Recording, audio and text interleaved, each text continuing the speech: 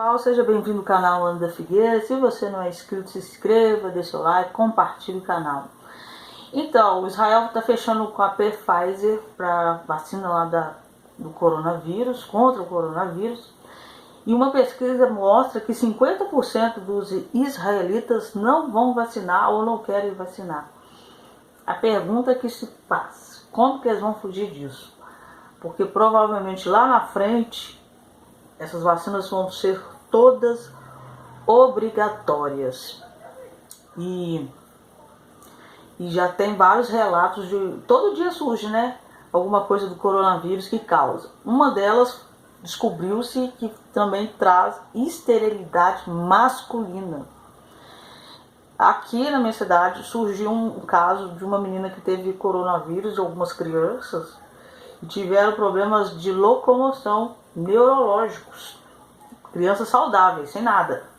Então cada dia vai achando esse coronavírus, vai achando alguma coisa ali que faz mal também para a saúde que a ciência não sabe. E aqui no Brasil a gente não sabe como é que vai ser. Se vai ser obrigatório, se não vai ser. Mas acredito que mais cedo ou mais tarde vai se tornar obrigatório. Agora, como os israelitas vão fazer para não vacinar? A pergunta que fica. Eles devem estar acreditando, pensando nessas teorias, né, sobre nova ordem mundial, enfim. No Brasil também tem muita gente que falou que não vai vacinar. A coisa vai ficando complicada. Rabinos judeus veem entrada divina iminente no templo em Jerusalém à luz das previsões do Zohar. Um rabino judeu que está esperando que o Messias seja revelado por volta da Páscoa este ano em um templo reconstruído em Jerusalém, citando uma profecia sobre uma pandemia global do texto principal da Cabala Mística. O Brit Israel News relata que em uma palestra no mês passado, o Rev Yaakov Yagen identificou a página 172b do Zohar como um texto messiânico do fim dos tempos, apontando para um cumprimento em breve para os judeus que esperavam um rei salvador. No fim dos dias, parafraseou Yagen, um vírus sobre o qual as pessoas terão algum tipo de controle será seguido por outro vírus que será semelhante, mas pior do que o primeiro vírus. Ambos serão o caminho de Deus para purificar o mundo para que o Messias possa vir. No lugar de um terceiro templo atual, a segunda previsão de Yagen parecia um tanto estranha e portentosa. Portanto, de acordo com Zohar, estamos no fim dos dias. Não os dias que antecedem, mas estamos no final dos dias que antecedem o Messias, disse ele. Então, se Deus quiser, nessa Páscoa, não teremos que reservar hotéis, estaremos todos em Jerusalém, e o templo onde todos nós merecemos trazer a oferta da Páscoa. Outro rabino interpretou misticamente a etimologia do coronavírus no mês passado, como apontando para a necessidade de Deus ser coroado no templo em Jerusalém como a única cura capaz de deter a praga. Outro rabino, Ni Ben Artsky, de acordo com o Brit Israel News, previu uma pandemia global 5 anos atrás. Agora está prevendo que milagres e maravilhas vistos durante o feriado da Páscoa servirão como um selo divino de aprovação numa cura que vem de Israel. Então, todos os canais que você conhece que falam sobre o final dos tempos, enfim, estão falando do Rabino Ni Ben Artsky. Mas esse canal, eu acredito que é o único que fala de quem ele está falando. O Ni Ben Artsky, ele é discípulo, seguidor do Eliezer Berland. E é dele que ele fala que é o Messias. Ele também é o profeta dos 38, como eu falei para vocês. Ele já fez várias previsões e todas elas se concretizaram. E agora, depois de 5 anos, concretizou essa do coronavírus. Ele também é o chamado oráculo de Deus, é o profeta dos 36 sábios ocultos, e ele que vai soprar o nome, eu acredito que do Eliezer Berland, porque ele confirma, né, nos seus vídeos, ele fala bem claramente que ele está falando do do Berland, Eliezer Berland. E ele também é um dos que acredita que o Rev. Eliezer Berlandi é o Messias. Isso é o que os canais não falam. Fala que ele está falando do Messias, mas não fala de quem ele está falando. E esse canal a gente tem que comprometer com a verdade. É o que ele está falando. E segundo eles, ele vai ser apresentado na Páscoa. E esse Rabino Lee Ben Artz ficou para soprar o nome do Messias. E ele tem condições reais de fazer isso. Ele tem milhões de seguidores, ele tem como usar por meio de comunicação no mundo inteiro e falar o nome do Eliezer Berlandi. Nenhum deles está autorizado a falar. Todos os vídeos que você vê falando do Messias, quando está se referindo ao o Eliezer Berlandi, eles não falam o nome dele. Falam os acontecimentos que acontecem com ele. Aí você liga os fatos. Aí você vê que todos eles são discípulos do Eliezer Berlandi. O que os outros canais não estão falando. Esse Lee Ben Artz, o oráculo de Deus, e eu acredito que vai ser o profeta que pode ser apontado como que tem o espírito de Elias, pode ser ele, vai falar sim do nome do Berlandi e o mundo inteiro vai saber pelo número de seguidores. Ele já está em Israel, ele é um dos rabinos mais ricos de Israel, então ele tem meio de comunicação, ele tem meio de fazer isso, fora os seus seguidores, enfim. Vamos para outra matéria? Passagem oculta do Talmud: a América deve destruir o Irã para que o Messias venha. Essa reportagem saiu dia 19. Não sei se vocês estão vendo os jornais. O Trump está pensando em dar um checkmate ali no Irã antes de sair, porque é provável que ele saia. Houve a fraude que vocês, todo mundo sabe que teve, mas na dele também teve, até aqui também teve, todo lugar tem. Isso aí é quase que normal. Mas, mesmo com a recontagem, o Trump continua atrás do Biden. Pode ser que o Biden vai ser mesmo o presidente. Acho que é bem provável. Eu quero trazer a realidade. A fraude que teve nos Estados Unidos, talvez, provavelmente, não mude a questão de quem vai ser eleito. Sempre teve fraude lá, aqui na minha cidade teve fraude, com certeza no Brasil todo tem fraude, todo lugar tem fraude. E eu acho que essa fraude não vai mudar a questão dos Estados Unidos em relação a quem vai ser o presidente, mas posso estar errado. O Rabbi Maier Weisberg, que previu o segundo mandato de Obama e a presidência de Trump, mantém sua previsão bombástica original: Trump vencerá seu segundo mandato e Biden observará a posse de seu porão. Eu acho que isso não vai acontecer. Os dois lados de Esaú. O rabino começa explicando que aprendemos no livro de Daniel que Esaú, que representa a Europa e o Ocidente, está dividido em duas partes, o bem e o mal. Ele acrescenta que a metade mais velha é das inclinações malignas da serpente do jardim do Éden.